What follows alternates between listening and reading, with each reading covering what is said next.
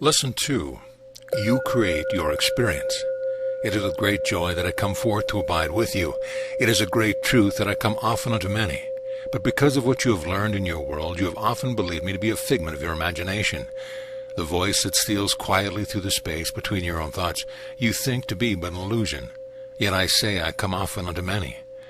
I come not alone to communicate with you. There is in truth a host of friends that come to create a vortex, a circumference of energy. We come, even as you read these words, into your space to set that tone. If you would well receive it, there are many friends unseen by physical eyes that have come forth to contribute and to support this communication. Why is that important? Always in each and every moment of your experience, you as a soul, as a divine spark of consciousness, are deliberately choosing to create forms of communication. What you perceive is communicated always. You do it with the raiment that you place upon your body. You do it with your gestures and the sound of your voice. You do it with the very culture and time frame in which you incarnate. You are constantly and only creating forms through which you communicate. Communication is the attempt to rest in communion with creation. What you are choosing to perceive, believe, and accept as true will be radiated through you, through your communication devices, which includes the body, that you might transfer your perceptions to another, that they might know who you are and which voice you are committed to. I have often said that the body is a teaching and learning device, and all forms of communications affect the process of teaching and learning. When you arise in the morning, the first thought that makes a home in your mind you will act on. You may stretch the body, you may smile, you may frown, you might be filled with peace, or you might feel the weight of the world. These things come not because you have perceived them outside, but because you have allowed them inside the depth of your consciousness that remains pure and undefiled and radiant beyond all boundaries forever. As that thought makes a home in your mind, you literally begin to transform the communication device called the body into that which carries, expresses, and reflects what has come to make a home within your mind. Remember, please, that the mind is not where the body is. It does not abide within the body, but the body does abide within the field of the mind. Communication is creation. These two are one and the same. Therefore, if you would create well, ask only, what am I committed to communicating? What will my creations express? What will my creations convey to others? For what I seek to convey reveals what I believe is the truth of myself to the world. Therefore, beloved friends, as we begin to focus on, to refine, to deepen, to mature in the way of the heart, it is wise to begin at the beginning. The beginning of this pathway is simply this. You are as God has created you to be. You are an infinite focus of consciousness. Your very sense of existence is nothing more than a feedback loop or feedback mechanism, so that you can witness the effects of the choices you are making in the very deep, deep depth of your mind that rest right alongside the mind of God.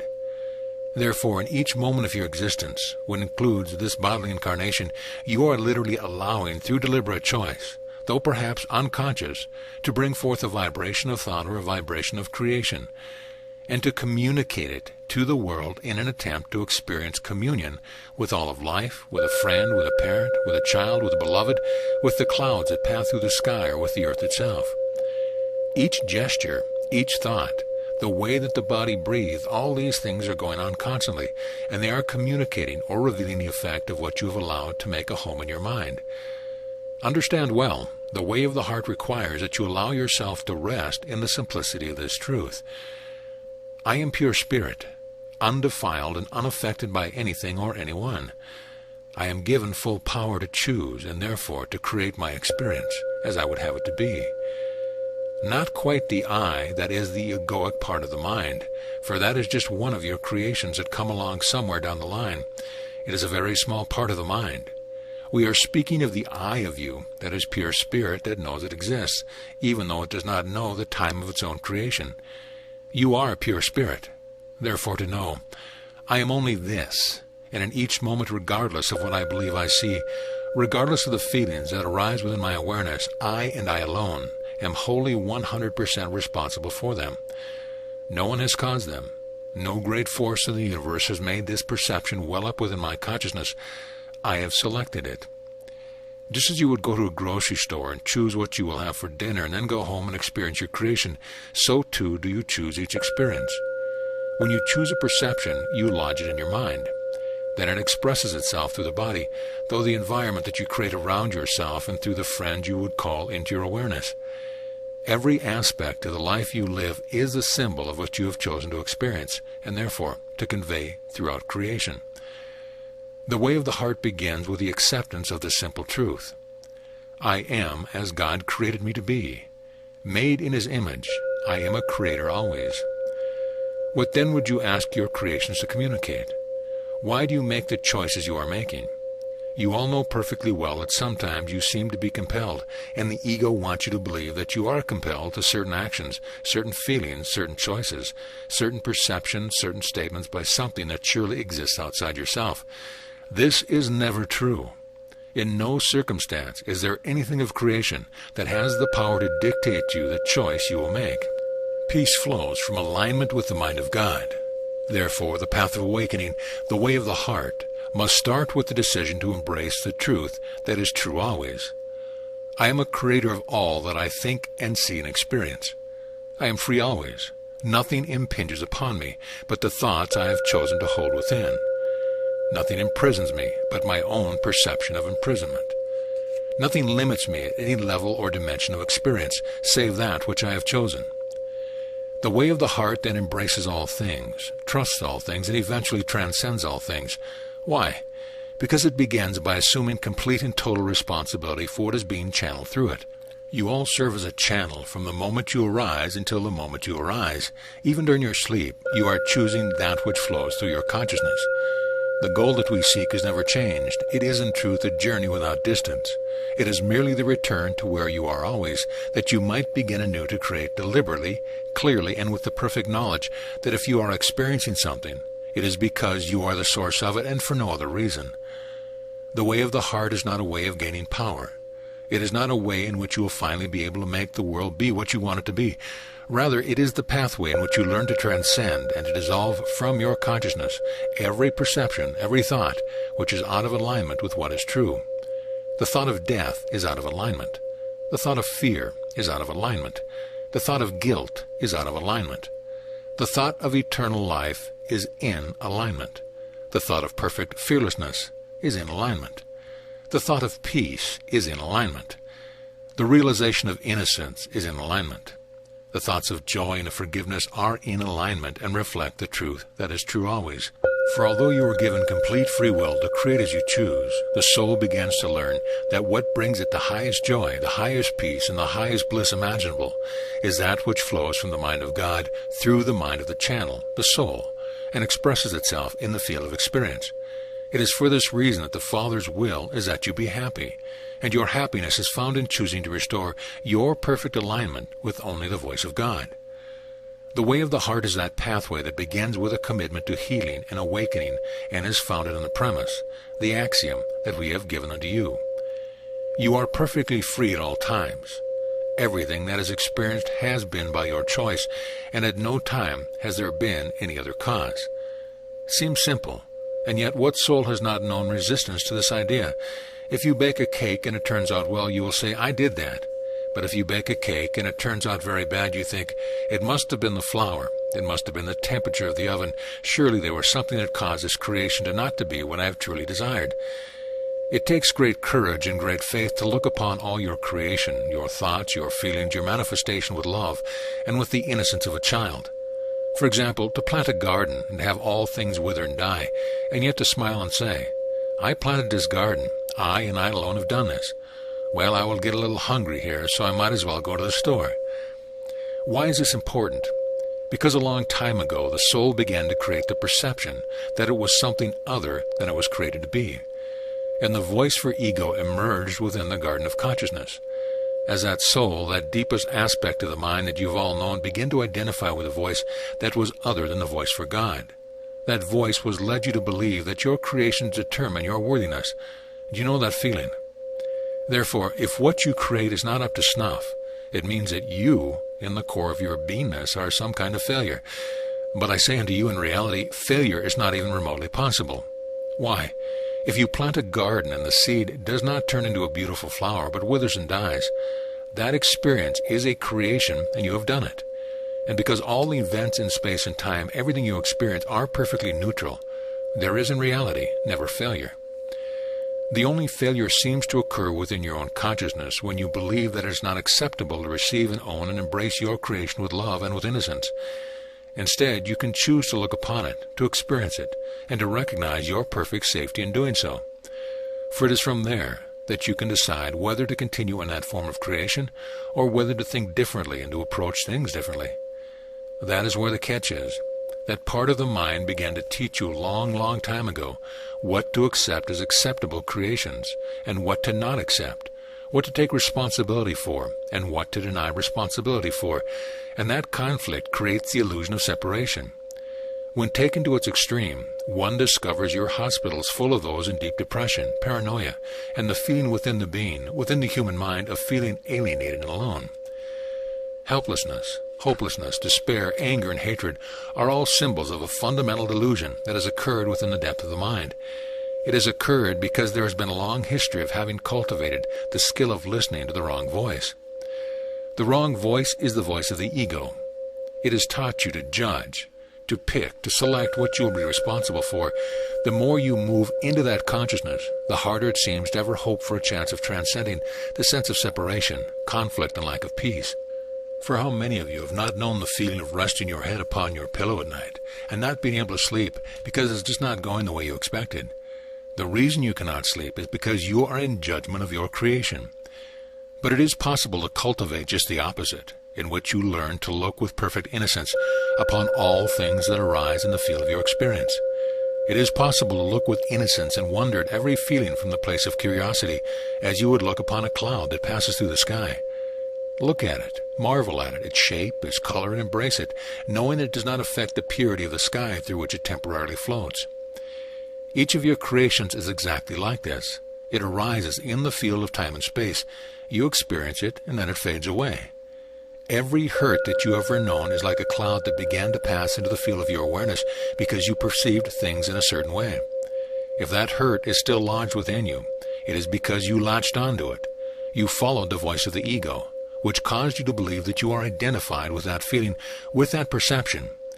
And because you mistakenly thought that was you, you assumed that if you let go of it, you might disappear, you might die. The human mind is that field within creation, within consciousness, that has learned to become so identified with perceptions, experience, and feelings that are not necessarily comfortable, that it believes that if it lets go of them, it will die. From our perspective, as we look upon the energy fields of those you still identified within this dimension, it looks as though you are gripping, causing energy to condense. Your knuckles are white, trying to hold on to limitations and guilt, to unworthiness and doubt.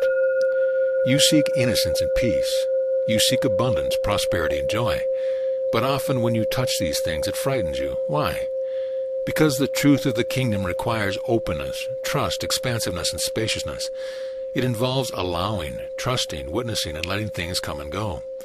It involves learning to cultivate a deep enjoyment of whatever arises, seeing that all things are just modifications of consciousness itself, and then letting them go when it is time to do so. Rest assured, there is no one, not a single soul, who has ever discovered something that was birthed in time that did not also end in time.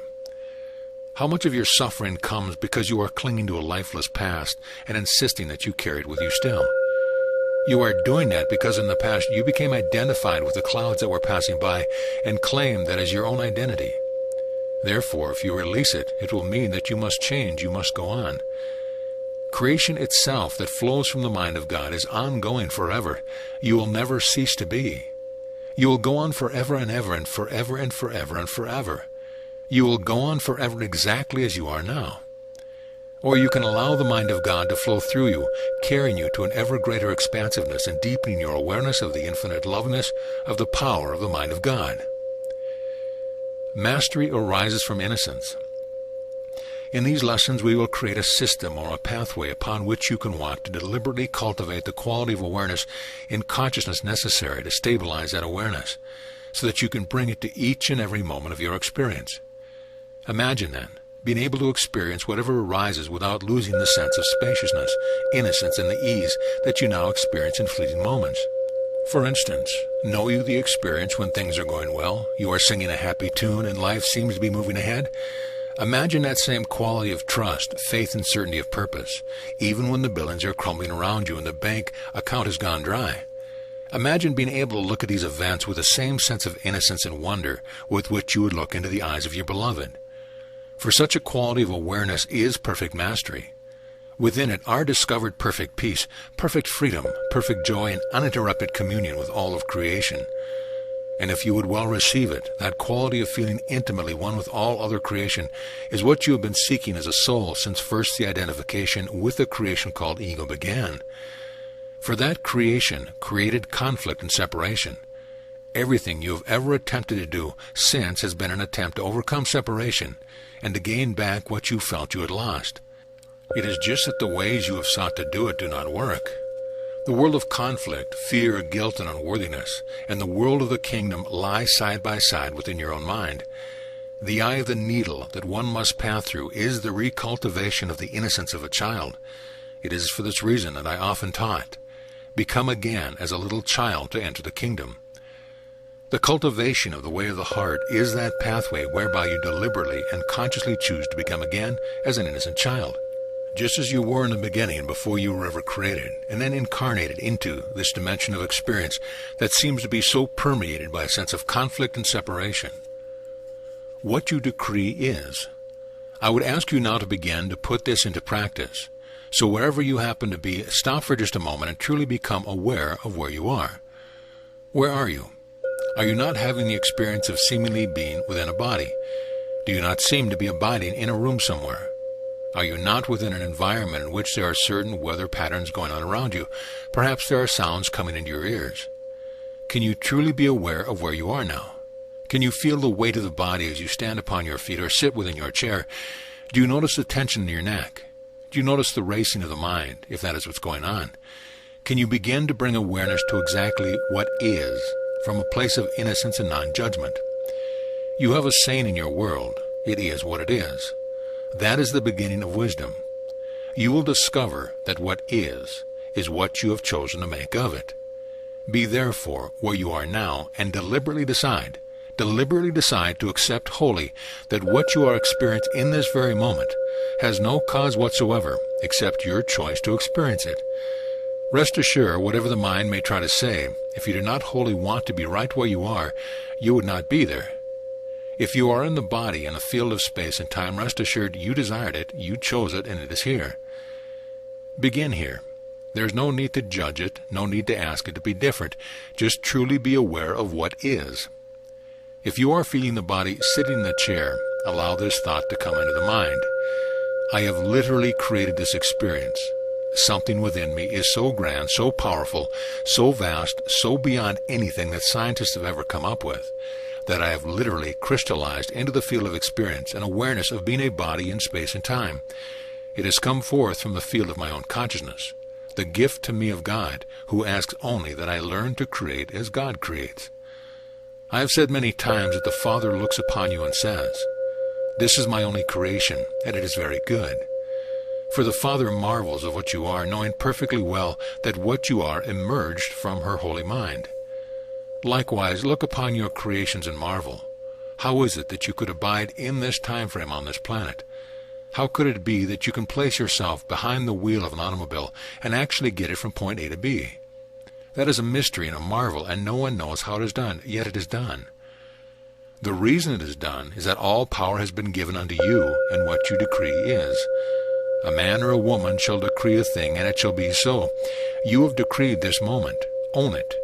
For by owning it right now, you can begin to sense the incredible and awesome power that flows through you in each moment. It is the power to create. Begin by choosing now to cultivate the practice in this manner. Set the intention so that in each hour of your day, for 3 to 5 minutes, you practice bringing this quality of awareness to exactly whatever you are experiencing when the thought arises to do the practice. Where does that thought come from? Imagine you are going through the day and you have been hustling and bustling about. You have gone to your office or to your work. You have talked to friends. You have bought groceries. You have done all these things, and suddenly the thought appears. Oh, focus on being aware that I am literally the creator of what I experience. Do you think it just happened by accident? No. The thought is penetrating your consciousness awareness from the depth of your mind that rests right next to the mind of God. Therefore, the power to generate that very thought is the effect of God's will entering into your field of being, penetrating the veils of distraction and shining forth as the thought. That's right, 5 minutes every hour. Can you feel the awesomeness of that? For you are linked to the mind of God, and God knows how to bring you back to complete freedom, perfect peace, and mastery of this entire realm. Those who truly love God and would truly awaken will feel something compelling them to master this simple practice for 5 minutes each hour. They will learn to delight it and look forward to it. Pretty soon these 5 minutes will stretch into 6, then 10, 15, and 50, until finally there is established in their awareness the unchanging realization that everything that arises, they have decreed it, and so it is so. 5 minutes every hour is not much to ask. For 5 minutes every hour, be as you are created to be, a creator, decreeing that which brings forth experience. Never again you allow yourself to say, well, I'm really here because I have to be. I'm really just doing this because it is what I have to do. Take the words ought, should, must, and have to. Write them on a piece of paper. Look at them. Then light a match and light the corner of the paper, and let the paper burn and dissolve to dust. It is a symbol of allowing the energy you have given these words to become again as the dust or the ash of the ground. Clear from your consciousness all identification with such words, for all of them are denials of reality. Many times I have shared with you that you need do nothing. Listen to those words and take them into yourself as though they are your own voice, because they are. I need do nothing. You do not have to survive. Whoever told you that you had to? You do not have to make everybody happy. Whoever told you you had to? Whoever told you that you could make anyone happy? You do not have to abide as a body in space and time. Whoever told you that you had to? You do not have to pay your bills. Who told you that? You literally need do nothing. It is quite different than wanting or choosing to do something. You do not need to love your parents. You do not need to honor your father and mother. You do not need to worship me or love me. You do not need to love yourself. You literally need do nothing. For need is an expression of the perception that there is something you lack. Because you are one with God, there is never a moment when you lack anything at all. Can you allow the thought to emerge in the mind when you arise in the morning, I need do nothing? I don't have to get out of bed. I don't have to go to the office. I don't need to fulfill the orders. I don't need to say good morning to my mate. I literally need do nothing. For how can there be the power of freedom to choose and to create when you are being governed by the belief of the world that you must be a certain way?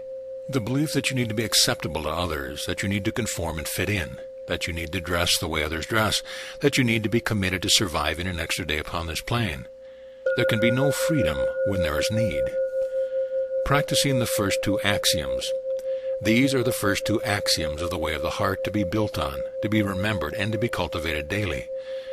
I am created as my Father created me to be. I am free, and nothing sources my experiences but me in each moment. Nothing has an effect upon me whatsoever, save that which I choose to allow to affect me. I need do nothing. In the beginning, we would suggest that you practice this second axiom in the morning and in the evening, as you are arising and as you are retiring. At least twice in each of your days, we ask you to cultivate for 5 minutes the repetition of this thought, so that you feel it in your bones, I need do nothing. It will come as quite a shock to your consciousness. The mind will say, but I have all these things I have to do. What about this and what about that? Oh my goodness, will the world stop spinning if I stop needing? This is up to the world, not up to you. The power of these first two axioms will be what everything that follows is built upon. Yet everything that follows is merely a way of watering those two axioms and making them the anchor of your awareness. For when the anchor is firmly in place, you will literally create whatever you so desire from perfect freedom and from perfect deliberateness. You will even transcend miracle-mindedness. For miracle-mindedness is still a stage of perception just short of mastery. Mastery comes when you know that you are literally and deliberately creating. There is nothing miraculous about it. You will decree a thing, and it shall be so. That is to create as God creates. For while he marvels at you, he knows perfectly well that your creation was not a miracle. It was very deliberate, born from the pure radiance of love. God does not sit on his throne and say, I wonder if I am worthy to create my children. I wonder if I am worthy to express myself through the divine spark of consciousness that they are. Never does it enter into the holy mind of God. I wonder if it is okay if I create a solar system. God receives a thought, or a thought emanates within his holy mind. He decrees it, and it is so. And he looks upon all things and says, it is very good. Exercise in conscious creation. The third and last exercise that we would give you in this lesson is this. Choose something that you do every day that you are convinced is so utterly ordinary that certainly does not hold any power or any spiritual meaning whatsoever. It could be something as simple as having a glass of water, brushing your teeth, or yawning. Pick something that you know you do every day and decide to make that the focus of your worship, so that when you do it, you stop and say, it is very good. Even if it's something as simple as raising your head from the pillow, become aware of it. Own it as self-created. And as you contemplate that action, say to yourself, it is very good, I have done this, and it is good, I have created. Again, those that are truly committed will find that they begin to enjoy this process, and they begin to apply it more and more to other events in their lives. They begin to reawaken the childlike joy of building a castle in the sandbox, for in truth, that is all you are doing here. Consciousness is your sandbox, and you are creating castles. You have simply forgotten to enjoy them. When you want to be rid of them, you now lament. Oh, but I give this up and change my mind and move on. What will happen to my creations? What will others think of me if I act like a child and just take my little plastic shovel, knock the castle down, and go in and have a sandwich for lunch? What will people think of me? Will I fit in? Will I be accepted? Will I be judged? Will I be persecuted? Who cares? For the opinions of others mean nothing unless, of course, you want them to mean something. Now we come to what concludes this lesson. What blocks you in your mind? For even as you are reading this, you may recognize a resistance. That resistance is the energy of fear. What will happen if I follow this path? That part of your mind called the ego will rise up to tell you that if you listen to the one that some have called the savior of this world, it will take you to a path of destruction. That is because the voice of ego knows that it will be destroyed if this path is followed. You, the reality of who you are, cannot be destroyed. That resistance is fear, and fear is one of the energies out of alignment with the truth of the kingdom. Therefore fear not, but continue in faith. For I say unto you, what you will discover at the end of this pathway is perfect freedom, perfect power, perfect spaciousness, perfect joy, and the perfect peace of living literally in the kingdom of heaven. The choice is yours. For those of you that will feel this resistance come up so strongly, and for those of you that will yet call unto me in your dreams and your prayers, help me through this. I say unto you that you walk not alone, for I cannot be further from you than the width of a thought. And yes, you are the creator of that thought. I too embarked upon just such a path. Each axiom that I will share and refine, as well as many of the exercise in the way of mastery, are specifically exercises in truth that were given to me from the time I was initiated by certain esteemed teachers in the way of the heart. When my teacher said, it is time for you to go spend 40 days and 40 nights in the desert, do you not believe that resistance came up within me too? I too had to notice that I was creating a thought of fear and separating myself from the great protection and love of God. I had to physically move the body into the wilderness to move through my own rings of fear to discover what was on the other side. The pathway that I have walked is the pathway that you are walking, and if our pathway is the same, then we walk together to God and away from illusion, pain, weakness, unworthiness, guilt, and death. So engage in your exercise with great zeal, with great joy, and above all, with great outrageous playfulness. Learn to look with innocence upon all that arises. Abide lovingly with your creation. If you put these little exercises to work, much indeed will arise. Practice then well, and practice with joy. Know that you are loved, loving, and lovable, and that in truth the only thing that is occurring is that an old dream is being released that a new dream might replace it. The dream of worthiness, peace, wakefulness, and union with all of creation. Again I say, I come not alone in this specific work, but I come with many who support your healing and your awakening. Therefore, indeed, be at peace this day, beloved friends. Abide lovingly with your creations. Amen.